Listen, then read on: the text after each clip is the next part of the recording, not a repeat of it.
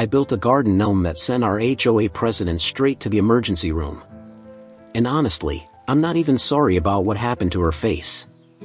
This woman had destroyed 23 of my garden decorations over 6 months, laughing every single time she did it. And the HOA, they did absolutely nothing because she was the HOA. What I put inside that final gnome, let's just say it was inspired by her own weapon of choice, and when it went off, 3 neighbors called 911 thinking someone had been shot. Before this gets absolutely insane, drop your city name in the comments. I want to know where you're watching from and if your neighborhood has a Karen who thinks she runs the whole damn block like this one did. So, there I was standing in my front yard at 6:30 on a Tuesday morning staring at the shattered remains of gnome number 23, and I remember thinking, this is it. This is the moment I either move to a different state or I make this woman regret ever buying a house on Maple Street. The gnome's ceramic head was crushed into powder, his little red hat split down the middle, and his fishing pole snapped in half, just like the previous 22. And just like always, there was a single pink garden glove lying 3 feet away because Karen couldn't even be bothered to cover her tracks anymore. My wife Sarah had already left for work, probably because she knew I was about to lose it. And my neighbor Tom was peeking through his blinds like he always did, watching but never saying a word because everyone on this street was terrified of Karen Mitchell, HOA president, destroyer of joy, and apparently serial gnome murderer. I picked up the pieces, feeling that familiar rage building in my chest. The same rage I'd felt every single time over the past 6 months. But this time, something was different. This time I wasn't going to call the HOA, wasn't going to file another complaint that would go straight into Karen's personal trash can. This time I was going to build something special. But wait, it gets so much worse. Because as I'm standing there holding Gnome 23's decapitated head, I hear her, that shrill, condescending voice that haunted my dreams. And I turn around to see Karen Power walking past my house in her designer athleisure outfit that probably cost more than my mortgage payment. Her blonde hair pulled back so tight it looked like a facelift. And she's got the audacity, the absolute nerve to smile at me and say, "Oh my, another accident. You really should secure those tacky little things better. They seem so fragile." I just stared at her, watching her smirk spread wider, and she didn't even break stride. Just kept walking like she hadn't just confessed to destroying my property for the 6th month straight. Now, here's the thing about Karen Mitchell that you need to understand. She'd been HOA president for 4 years, and in that time, she turned our quiet suburban neighborhood into her personal kingdom. We're talking violation notices for grass being a /4 and too tall, fines for Christmas lights staying up past January 2nd, and one time she tried to ban my neighbor's therapy dog because it was disrupting the aesthetic continuity of the streetscape, whatever the hell that meant. She lived in the biggest house on the block. This modern monstrosity that looked like a cube made of glass and steel, completely out of place among the traditional colonials. But of course, the rules didn't apply to her. And her husband Brad was never around, always traveling for business, which I suspect was less about business and more about escaping his nightmare wife. But the gnome thing that had started 6 months ago when I'd won the neighborhood garden competition beat her precious rose garden that she'd spent thousands on, and my secret 25 garden gnomes strategically placed among my flowers, creating this whimsical fairy tale scene that the judges absolutely loved. And Karen's face when they announced my name, I'll never forget it. It was like watching someone bite into a lemon wrapped in barbed wire. The next morning, 3 gnomes were destroyed, smashed to pieces in my driveway. And when I checked my Ring camera, there she was, clear as day at 2 in the morning, wearing all black like some kind of suburban ninja, swinging what looked like a cricket bat. And she looked directly at the camera before the final swing and smiled. I took that footage to the police and you know what they said, it's an HOA matter. You'll need to resolve it through your homeowners association, and when I pointed out that the criminal was the HOA, they just shrugged and told me to file a civil complaint. I went to the HOA board meeting, showed the video to the 4 other board members, and Karen sat there the entire time examining her nails, and when it was her turn to respond, she said, "I have no recollection of this event, and furthermore, garden gnomes violate Section 7.3 of our community guidelines regarding lawn ornamentation." And then she pulled out the actual guidelines and read, no lawn decorations exceeding 12 in height or displaying non-traditional garden themes. And my gnomes were 13 in tall. The other board members just nodded along like trained seals. And I realized then that I was completely alone in this fight. Karen had them all under her thumb through years of strategic intimidation and favor trading. And there was no rule, no law, no authority figure who was going to help me. So I did what any reasonable person would do. I bought more gnomes, bigger ones 14 in tall, just to push that boundary. And I arranged them in my garden like a little gnome army. And Karen, she escalated, started destroying them in broad daylight, would literally walk past my house during her morning power walk, grab a gnome, and smash it on the sidewalk while maintaining eye contact with me through my window. My wife kept saying, "Just let it go. They're just gnomes." But she didn't understand. This wasn't about ceramic lawn decorations anymore. This was about principle, about not letting some entitled tyrant dictate what I could do with my own property, and besides, I'd grown attached to those little guys. Each one had a personality. There was fishing Fred, reading Rachel, gardening Gary, and she was murdering them one by one like some kind of psychopath. But here's where things got really crazy. Because 2 months into the gnome wars, I discovered something that changed everything. I was at Home Depot buying replacement gnomes, trying to decide between a set of mushroom-dwelling gnomes or classic garden varieties, when I overheard 2 women talking in the next aisle. "Did you hear about Karen Mitchell's restraining order?" one said, and my ears perked up immediately. "Which one?" The other laughed. "She's got like 3 active ones. The woman is insane." I pretended to examine a bag of mulch while moving closer, and they kept talking about how Karen had been involved in disputes at her previous HOA, something about poisoning a neighbor's award-winning hydrangeas and getting caught on camera, but her lawyer husband had made it all go away. And apparently this wasn't even her first HOA presidency. She'd been president in 2 other neighborhoods before ours and had been quietly asked to resign from both after what they called incidents. My mind was racing. This woman wasn't just a difficult neighbor. She was a serial community terrorizer. She moved from neighborhood to neighborhood, seized power in the HOA, made everyone's life miserable until the heat got too intense, then moved on to fresh victims, and we were just her latest target. I tried to find more information, spent hours Googling, searching property records, HOA meeting minutes from her previous neighborhoods, but everything was scrubbed clean, sealed behind NDAs and settlements. And I realized her husband wasn't just traveling for business. He was a corporate lawyer who specialized in making his wife's problems disappear. That night, I sat in my garage staring at the pile of broken gnomes I'd saved, 23 ceramic corpses, and I made a decision that would either solve my problem or create a much bigger one.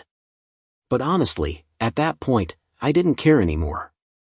I spent the next 3 weeks planning, researching, designing, and building what I called in my head the final gnome. And it was going to be special. It was going to be unforgettable. It was going to teach Karen Mitchell a lesson she'd never forget. I started with a standard garden gnome 15 in tall to really push that HOA rule, but this one was different. This one was hollow. And inside that hollow cavity, I was building something inspired by Karen's own favorite weapon. Remember that cricket bat she loved so much? Well, I figured if she liked swinging things, she might enjoy being on the receiving end for once. I installed a pressure-sensitive trigger in the base connected to a spring-loaded mechanism inside the gnome's body. And here's the genius part. When someone struck the gnome with enough force, like say with a cricket bat, the spring would release in the gnome's fishing pole, which I'd reinforced with a metal rod and covered in expanding foam that I'd carefully shaped and painted, would shoot upward at roughly the speed and force of a professional boxing jab. I tested it 17 times in my garage using a practice dummy. Adjusted the tension, made sure the angle was perfect, and every single time that rod shot up and smacked the dummy right in the face area. And I'm not going to lie, watching that dummy's head snap back gave me a level of satisfaction that probably wasn't healthy, but Karen had pushed me past the point of caring about being the bigger person. I painted him perfectly, gave him a cheerful red hat and a blue coat, added extra detail to make him look expensive and irresistible, positioned him right in the front of my garden display where Karen would definitely see him during her morning walk. And then I waited. That night, I barely slept, kept checking the Ring camera on my phone, wondering if she'd take the bait, wondering if I'd gone too far, wondering if this made me just as bad as her. But then I'd remember her smirking face, her casual destruction of my property, her abuse of power, and those doubts would fade. Morning came, 6:15, right on schedule, and there she was on my camera. Power walking down the street in a hot pink tracksuit that hurt to look at, and I watched her slow down as she approached my house. Watched her spot the new Gnome. Watched her stop completely and stare at it. And I could practically see the wheels turning in her head. She looked around, checking for witnesses, checking my windows, and I was hiding behind my living room curtain like a sniper, holding my phone, recording everything on a second camera angle, and my heart was pounding so hard I thought I might pass out. Karen walked up my driveway, bold as anything, reached into her designer fanny pack and pulled out her cricket bat, a wooden one with pink grip tape, because, of course, it was pink. And she stood over my final Gnome like an executioner over a condemned prisoner. And I remember thinking, this is it. This is actually happening. I've built a booby trap for my HOA president, and I'm about to watch it deploy in real time. She raised the bat, and I swear she was smiling. That same cruel smile she always had. The smile of someone who'd never faced consequences for anything in her entire privileged life, and she swung down hard, harder than usual. Probably because this Gnome was slightly bigger and she wanted to make sure it shattered completely. The bat connected with the Gnome's head and for a split second nothing happened.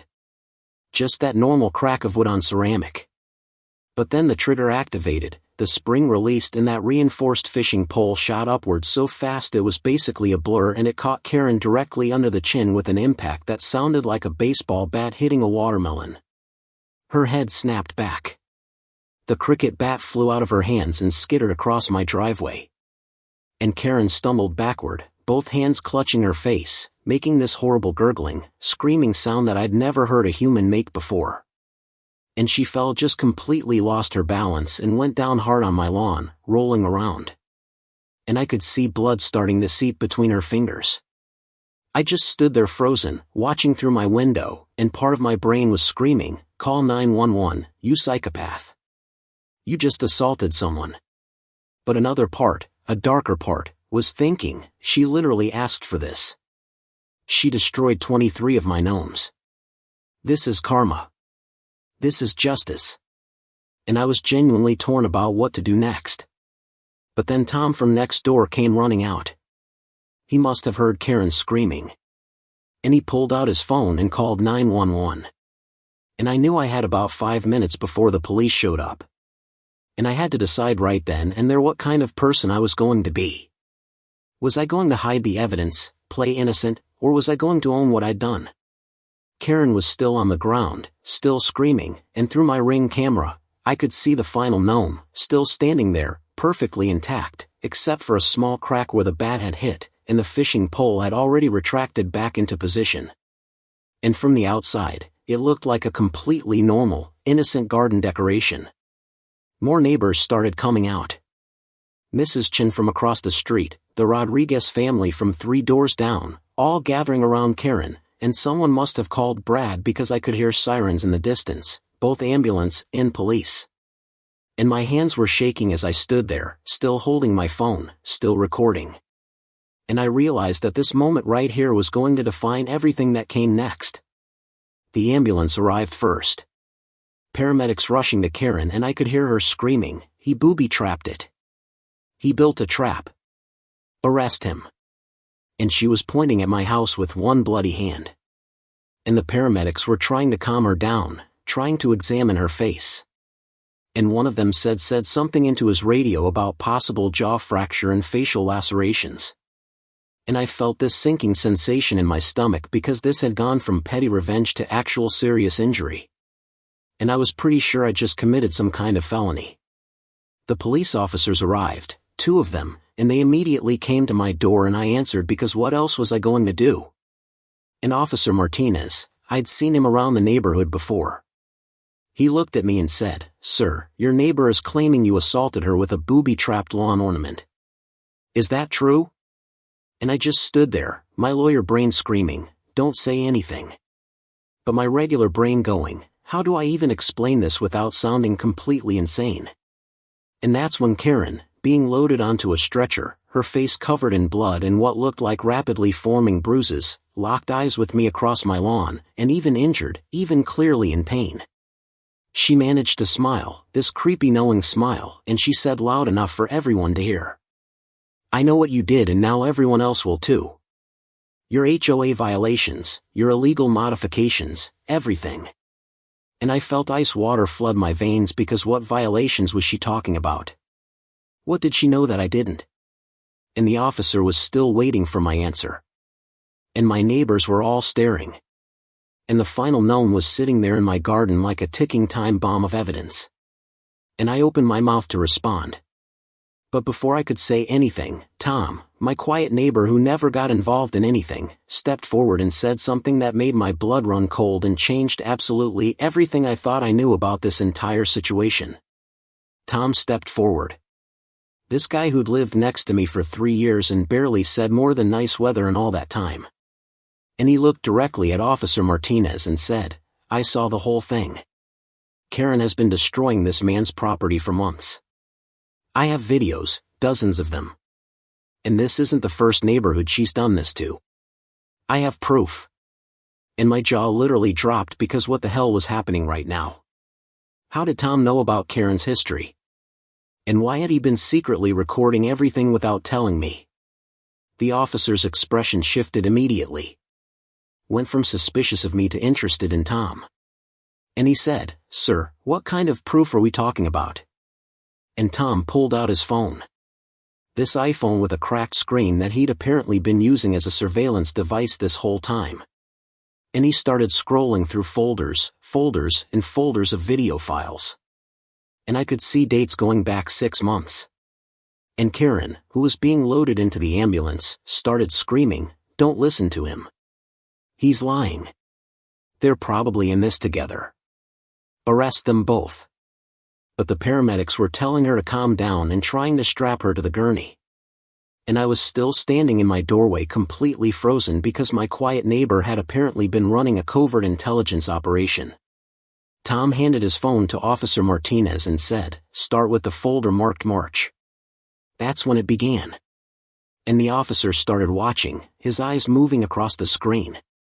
And I could see his expression changing, going from neutral cop face to something like disgust. And he looked up at Karen in the ambulance and said, "Ma'am, I'm going to need you to wait here after medical treatment. We need to have a conversation." And Karen's face went from smug to panicked in about half a second. And she started yelling about her rights and her lawyer husband and how she was the victim here. But the officer just turned back to Tom and said, "Send these files to this email address, all of them." And handed Tom a business card. Mrs. Chin from across the street moved closer. She was this tiny, elderly Korean woman who made the best kimchi in the neighborhood. And she said in her quiet voice, "Officer, I have videos, too." And then Mr. Rodriguez stepped forward and said, "I have ring camera footage of her destroying his property and mine." And suddenly, it was like a dam had broken. Neighbor after neighbor coming forward, all of them with evidence. All of them with stories about Karen's reign of terror. And I realized that everyone had been suffering in silence.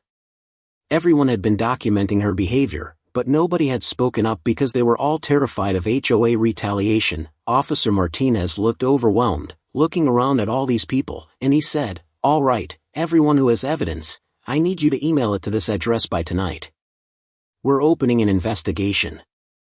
And Karen was losing her mind in the ambulance, screaming so loud that the paramedics had to close the doors to muffle the sound. And as they drove away with sirens blaring, I felt this weird mix of relief and terror because I still had a booby-trapped gnome in my yard and technically I'd still injured someone even if that someone was a documented neighborhood terrorist. The officer turned to me and said, "Sir, about that lawn ornament." And I felt my stomach drop again.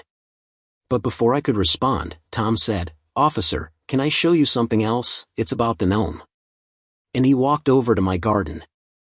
And I was thinking, "Tom, buddy, what are you doing? Don't incriminate me further." but he bent down next to the final gnome and pointed at something on the ground. And the officer walked over and I followed because what else could I do? And Tom said, "Look at the bat marks on the concrete. See how they're positioned?" Karen had to walk onto his property, past his driveway, onto his actual lawn to hit this gnome. This wasn't accidental contact. This was intentional destruction of property while trespassing, and the officer nodded slowly, examining the scene. And I started to see where Tom was going with this. He was building a defense for me without me even asking. The officer looked at the gnome, walked around it, examined it from every angle, and I was sweating bullets because if he looked too closely, if he touched it the wrong way, that spring mechanism might activate again. And how would I explain that? But he didn't touch it. Just took photos with his phone, photos of the gnome, the bat marks, the cricket bats still lying in my driveway. And he said, "Mr." and I realized he didn't know my name.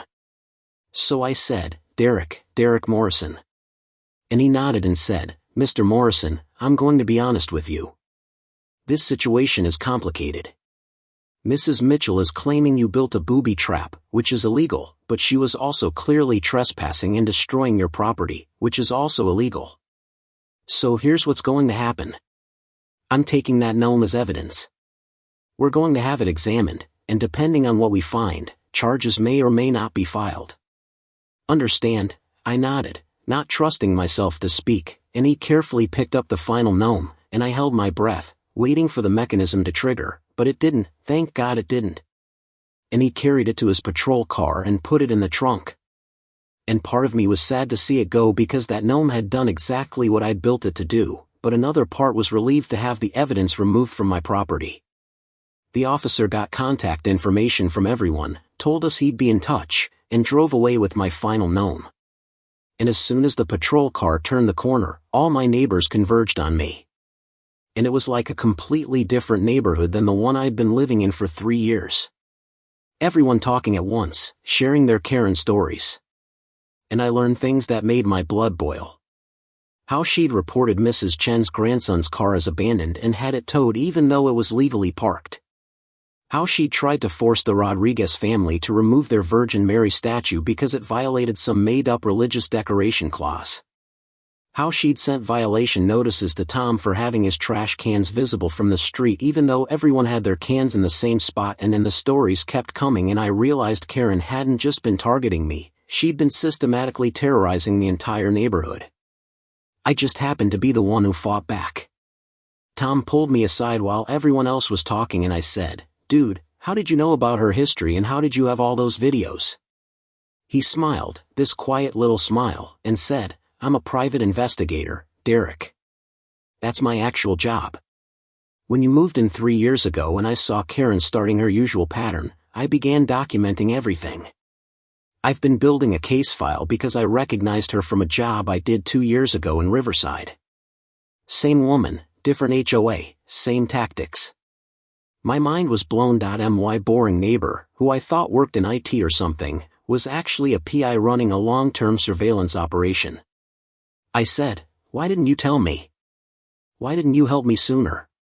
He shrugged and said, "Because I needed her to escalate. I needed undeniable proof of a pattern. And honestly, I didn't expect you to build a revenge gnome, that part was just a beautiful bonus." He actually laughed, and I didn't know whether to hug him or punch him because he'd let me suffer for months just to build his case. He must have seen my face because he added, "Look, I know it sucked, but now we have enough evidence to not only get her removed as HOA president, but possibly ban her from ever serving on an HOA board again, and maybe, just maybe, get her arrested for destruction of property, harassment, and about 6 other charges." That's when I realized Tom had been playing the long game while I'd been playing checkers, and honestly, even though part of me was still mad, I respected it. Sarah came home from work around noon. She'd left before the whole incident and she walked in to find me sitting on the couch staring at the wall. She said, "Why are there 15 neighbors in our front yard?" And I said, "Karen hit the final gnome and it hit her back and now she's at the hospital and the police took the gnome and Tom as a private investigator and apparently everyone hates Karen and has evidence." Sarah just stared at me for a long moment and said, "I'm going to need you to say that again, but slower and with more details. So, I explain everything. The trap, the spring mechanism, Karen's bloody face, Tom's revelation, the videos, all of it. Sarah's expression went through about 12 different emotions, finally landing somewhere between impressed and horrified. She said, "Derek, you built a booby trap. That's illegal. You could go to jail." And I said, "Yeah, but she's been committing crimes for months and nobody did anything. At least now everyone's paying attention." Sarah sighed and said, "You're lucky you married a paralegal because we're going to need every legal loophole we can find." Then she pulled out her laptop and started researching defense strategies. And in that moment, I loved her even more because she didn't say, "I told you so." Didn't lecture me. She just immediately switched into problem-solving mode. But here's where things got absolutely insane. Because around 3:00 p.m. my phone rang. Unknown number. And normally I don't answer those, but something made me pick up. The voice on the other end said, "Mr. Morrison, this is Brad Mitchell, Karen's husband. I think we need to talk." And my heart rate spiked because this was the corporate lawyer who made problems disappear. And I was definitely a problem right now.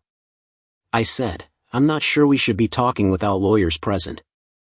And he laughed, this tired laugh, and said, Mr. Morrison, I'm not calling to threaten you. I'm calling to apologize and to offer you a deal," and that caught me completely off guard because what deal could he possibly offer?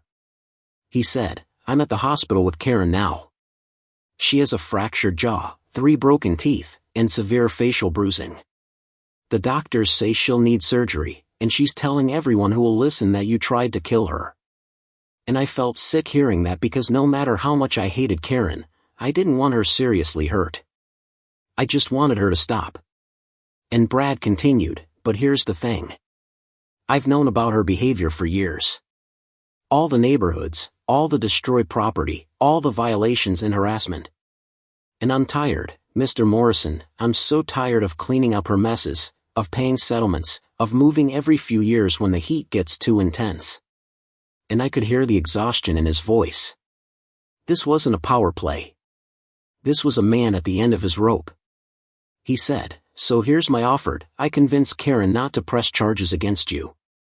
I use whatever influence I have to make sure the police investigation into your Gnome goes away, and in exchange, you and your neighbors agree not to press charges against her. No lawsuits, no criminal complaints, nothing. We quietly move out of the neighborhood within 60 days and everyone moves on with their lives." And I was thinking about it, really thinking about it, because on one hand, justice would mean Karen facing consequences, but on the other hand, I'd built an actual booby trap that fractured someone's jaw, and while she deserved it, I wasn't sure I wanted to test that in court. I said, "I need to think about it. Talk to my neighbors."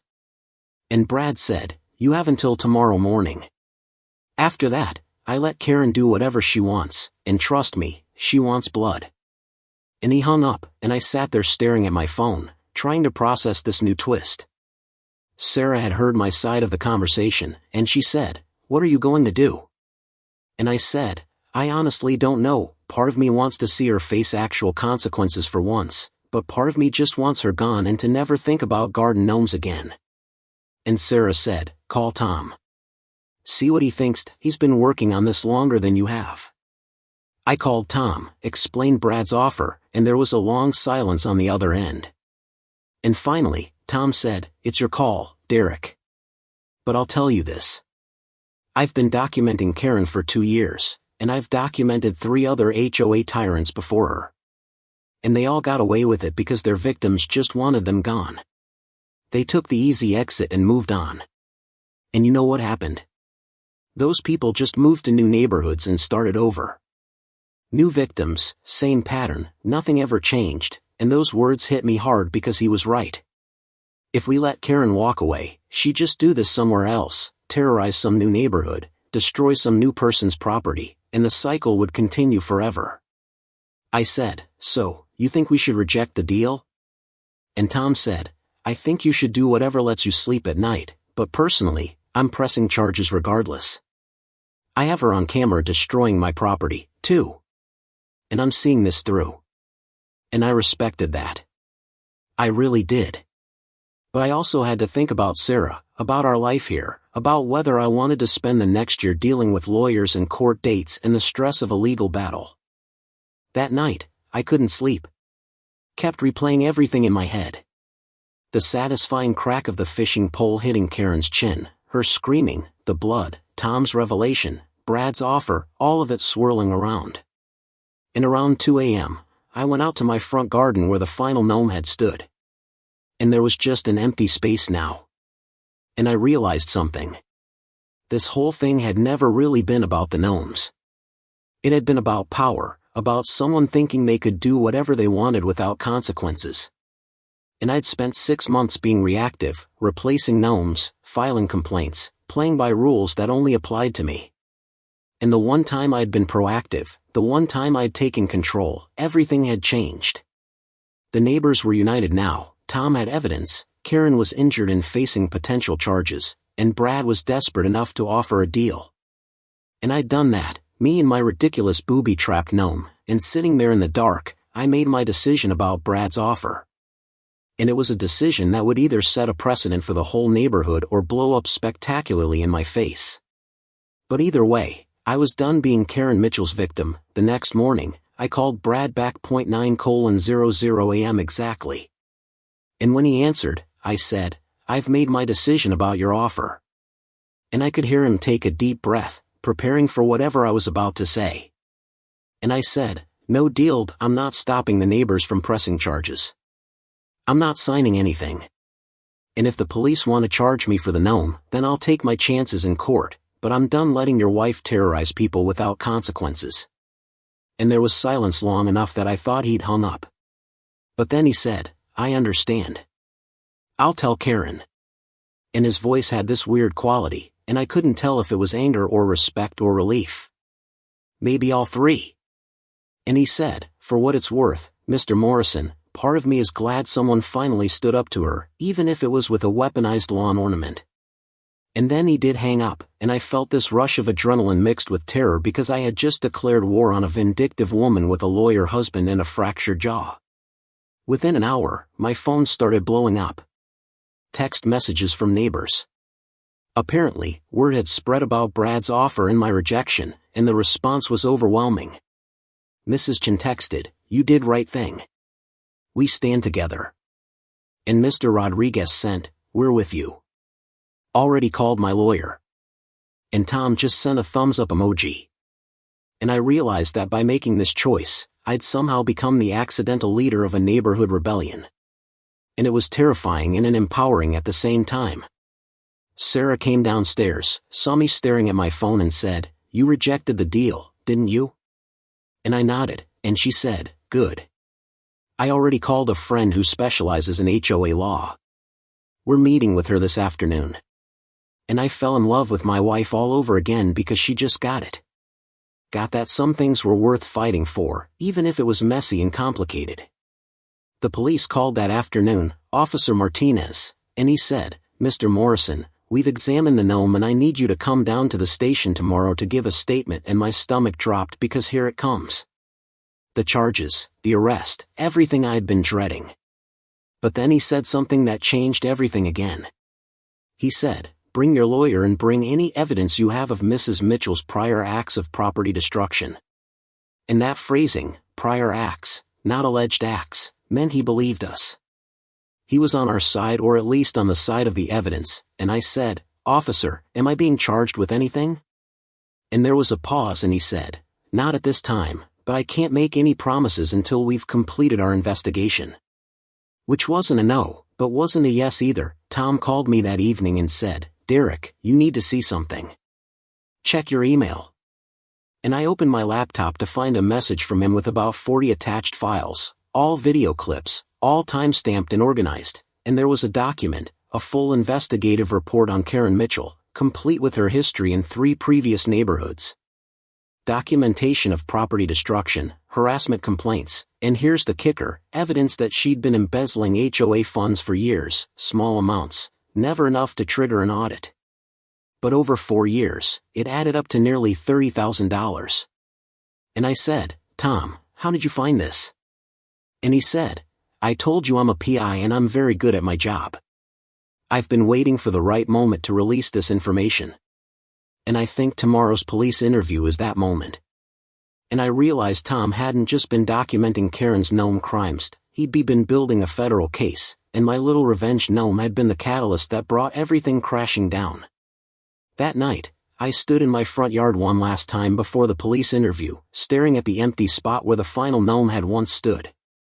I thought about the first 30 seconds of this whole mess.